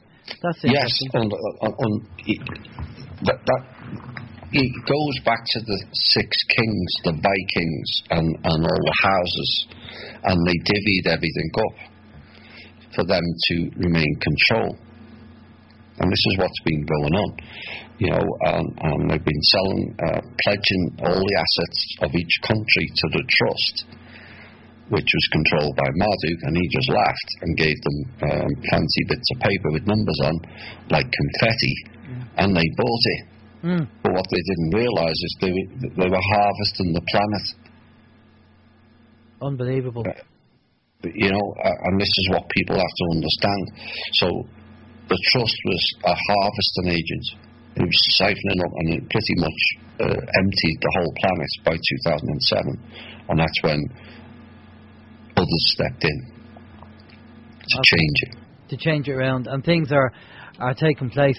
So one of the things that I just want to get in and mention is the HR24 bill, which is one of the things on that bill is to abolish the IRS in America. Now, do you want to quickly mention that who the IRS is and what was happening to the tax in America? Because over here in Ireland, we know that we shouldn't be paying tax on our labour, and we have confirmation from an ex-Inland Revenue head, Josephine Feely, saying that we are taxed by consent. So, do you want to mention the IRS side? Well, it's the same thing. It's the Republic, isn't it? And the Constitution. You know, both countries under the same banner, so to speak. That's why. The IRS is not an American company. It's a trust in Puerto Rico, so it's not even on the mainland. That is essentially the collection agency for the Federal Reserve, which operates for and by the Crown. Not the Queen, the Crown, which is Rothschilds. And that's why Rothschilds owns pretty much most of the banks. That's why the trust has attacked all the banks and removed a lot of the malware, spyware, hacking attempts and clearance accounts, because it was all feeding the Rothschilds empire. So the IRS collects money on behalf of the Federal Reserve, and then they switch it to a Rothschild's bank in Switzerland. Okay, so that tax that's collected doesn't actually go to the country or the people for services. It goes straight to the Rothschilds. None of it does. It all goes to the system. And you get people saying, no, you can't cancel income tax, the country will collapse. Well, it hasn't collapsed in the last 40 or 80 years since the tax has been going. And of course, people don't look back at the history. People only start paying tax since 1913 or something like that. Well, it came in 34. They tried it in the 1860, 1870 period, and it got revoked. Again, to do with it was all surrounding the bonds again, because America was at war, and when you throw the name war in, it creates bonds. So whether it's war on terror or civil war or war on drugs, same thing. That word war means bonds, which means then they do IOUs, they print more money, and then the public pay the debt. Yeah, and that's what we've been doing, and this is why the whole system has to come down.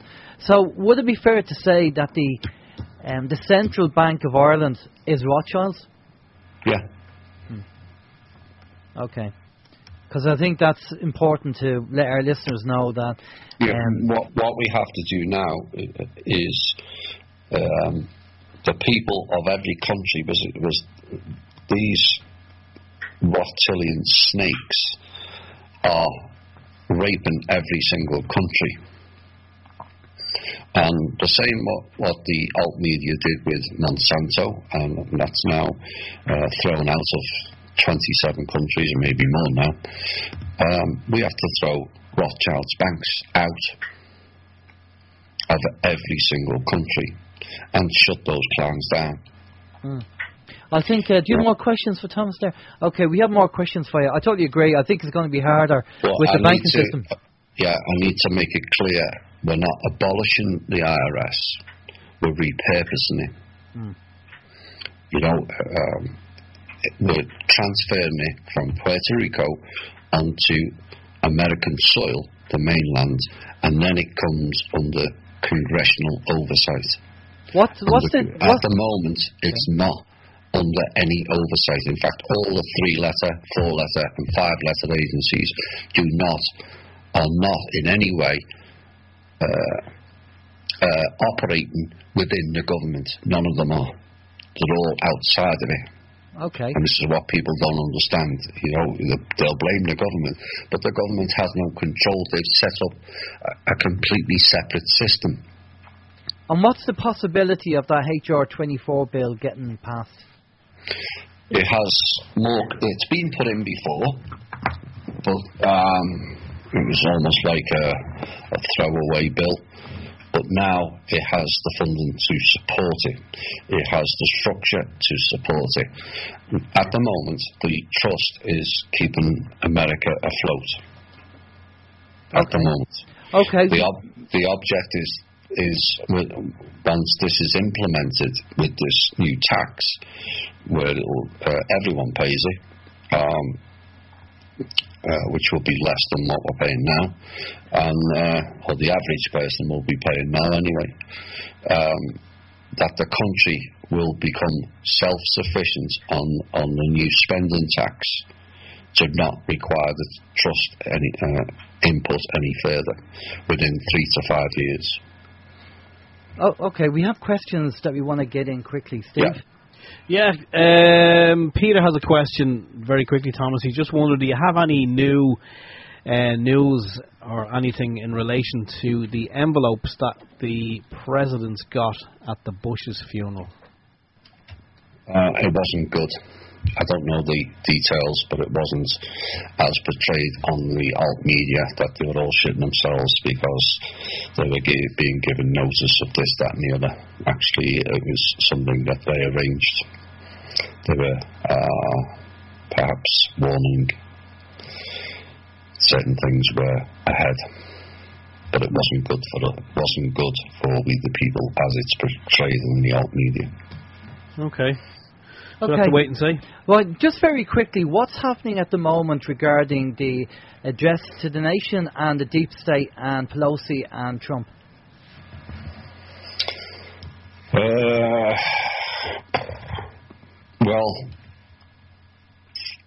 that is in utter chaos. There's a lot of panic going on, and people are feeling it and seeing it.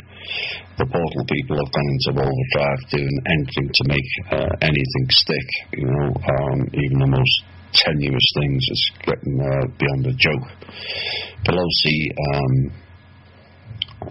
was part of the plan of her and Schumer and certain lobbyists that were in Puerto Rico with a private meeting of how to overthrow the government altogether.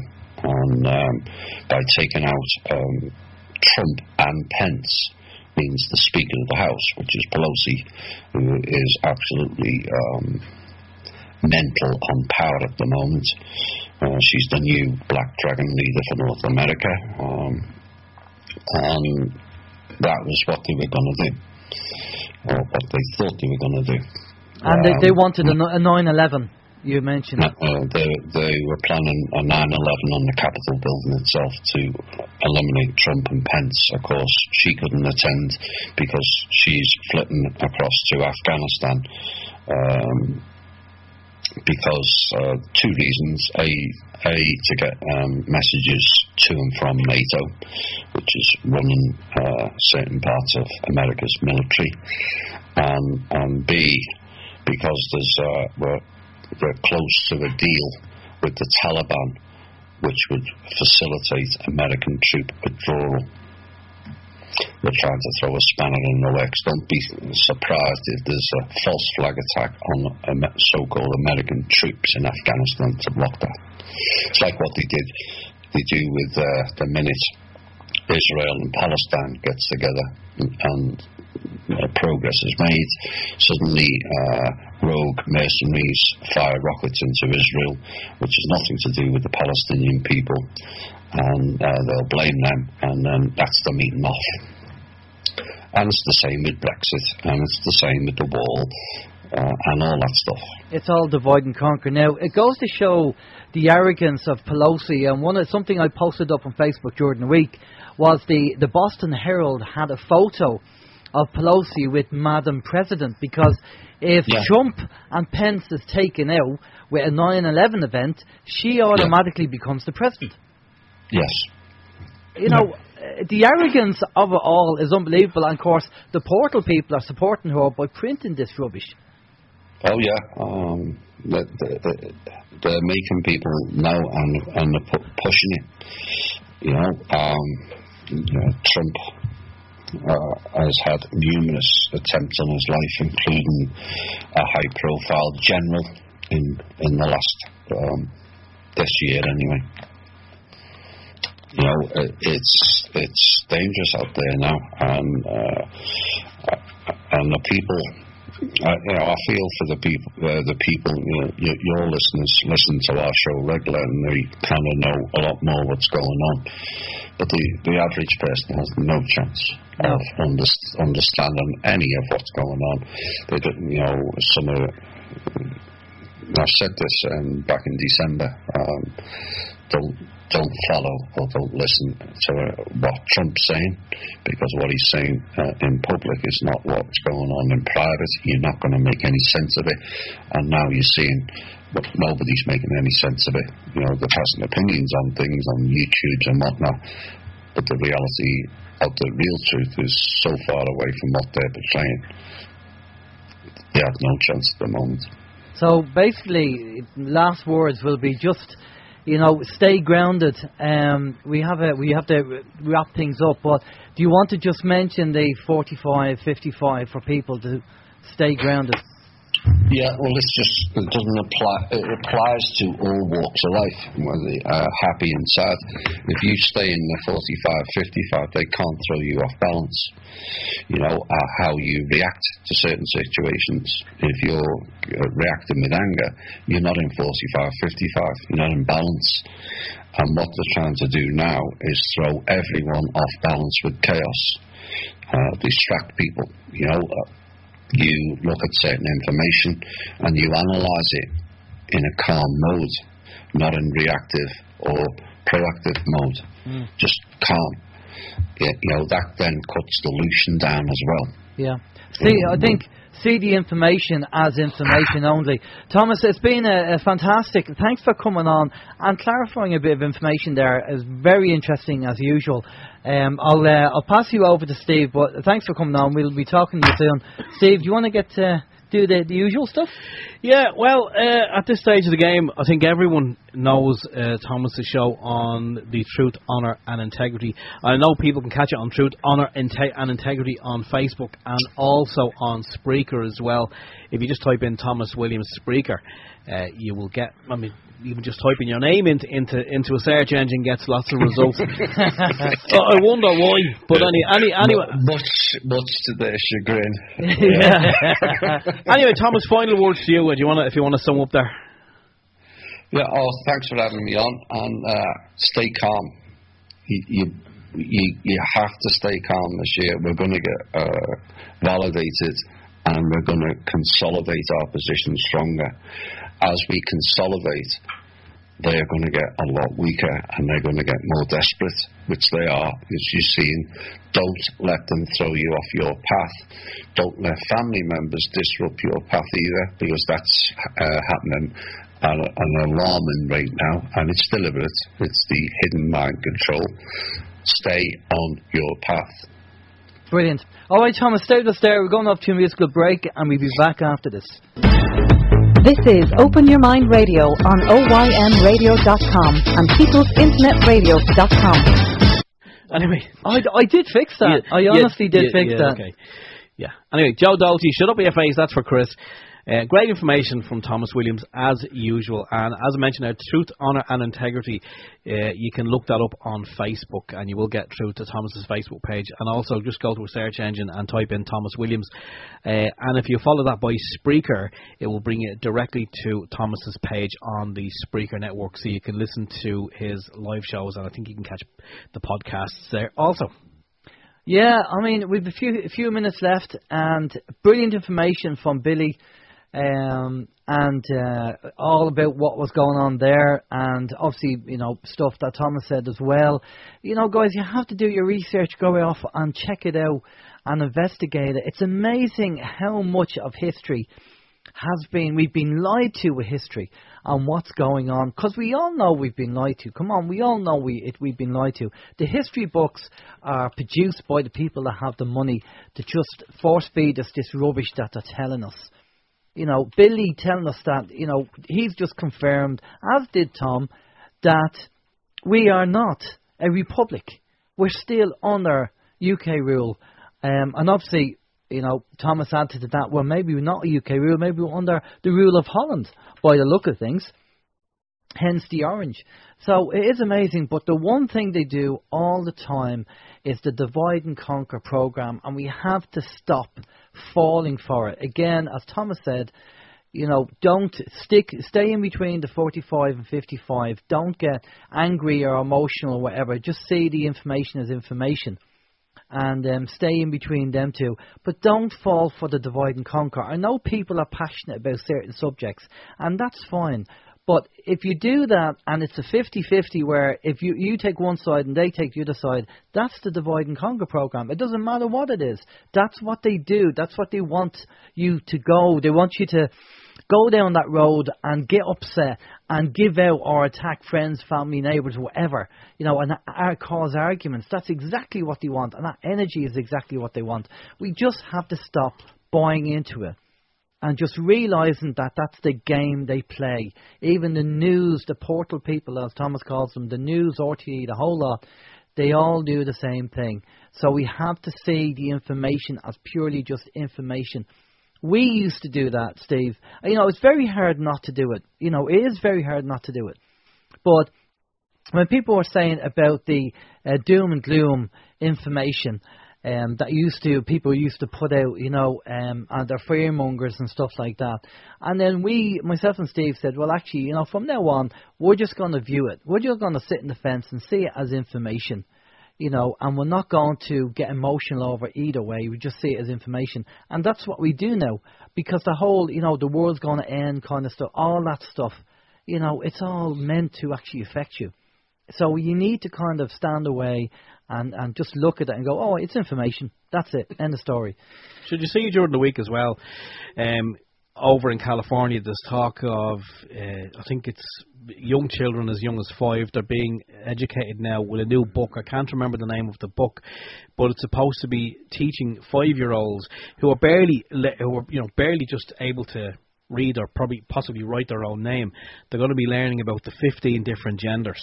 See, that's another divide and conquer thing. That's just ridiculous. I'm sorry, it's ridiculous, right? This is another divide and conquer program, and apparently one of the top people in Google have now said that the staff cannot use the word family. They're trying they're trying to break up the family. That's what they're the main thing they want to do. One of the main things they want to do is to break up the family, and it's just getting stupid. It really is, and you have to see it for what it is. They're just psychological programs to try and get you affected and try and get your sympathy. And anybody that turns around and starts attacking somebody else, that's exactly what they want you to do. People are allowed to have their opinion. You mightn't agree with them, but they are allowed to have their opinion. And just because they don't agree with you doesn't mean it's wrong or right. It's just that's their opinion and you have your opinion. And we have to stop this divide and conquer. And if you don't like my opinion or you don't like what I believe, well then, I'm not going to hang around with you. I'm not going to ring you or contact you. Come on, people, we have to grow up. We really do. Remember, the talk that we did in Waterford, well, it was all about moving from the child mind, which is ignorance and ego, to humility and wisdom, which is the adult mind. We need to get over to the adult mind. We need to do that. And we need to stop this childish, divide and conquer program and falling for it. They love doing that. So, there you go. That's my my piece. As you say, for next week, we have Danny Searle, who was on the show last year, and we had a great interview with Danny last year, and we've asked him to come back on and do a part 2, as we have a few guests that we've asked. Danny Searle's coming on. The other thing is, by the way, very quickly, I sent an email to a guy called Frank Chili Jr., who used to meet with Bill Tompkinson, get it right, Bill Tompkinson, who wrote the book Selected by Extraterrestrials.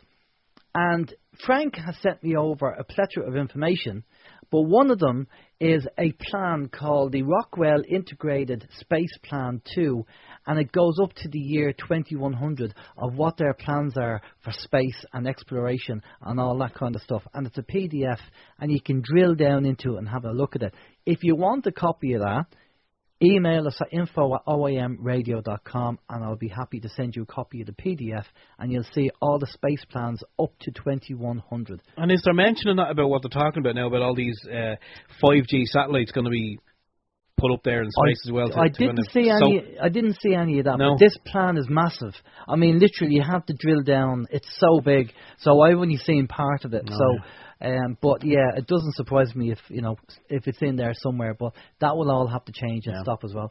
It will, because if it doesn't, I'll give us 50 years, and I'll say 50 years we'll all be dead. Yeah, more than likely, if things don't change. But it's up to us to make the change. We are the change, so we have to make the change and make the effort to do it. Right, just looking at the time, do you know who's on PIR after us? I do indeed. Barry is not up next, but Sherry is on, and she's going to have a guest. She's filling in for Barry.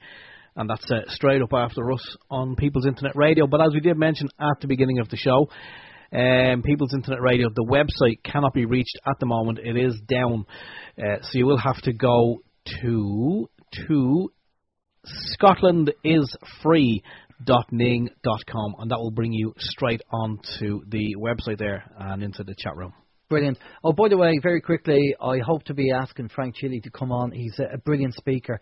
Has great information, so talking about Bill Tompkins and all his background, so watch this space. For myself, Anna James, have a great week, stay safe. If you have any information as usual, send it over to us, and by the way, please, if you can, support us on Patreon. It really would be appreciated. You know, we do have bills to pay and all that stuff. We really would appreciate your support. Thank you very much. Yes, and the final word that I want to say is Laurie was just asking me, would I give a mention to the donate button on PIR also, because they're looking for a few coppers over there in order to pay fees that are due for the running of the website and also of the stream. We all have running costs, so yeah, maybe a few shekels in their tip jar also will be much appreciated. And I want to just say thanks to everyone who joined us on the live stream. Also, whoever you may be, if you're listening to the podcast, nice to have you along. info@oymradio.com is the email address if you want to just fire us off an email with any information, as Alan said earlier. And to everyone who did join us in both of the chat rooms and raised questions and just made some comments and made the night go a little bit quicker, thank you all. You are all beautiful people. So until next week, take care. Bye-bye.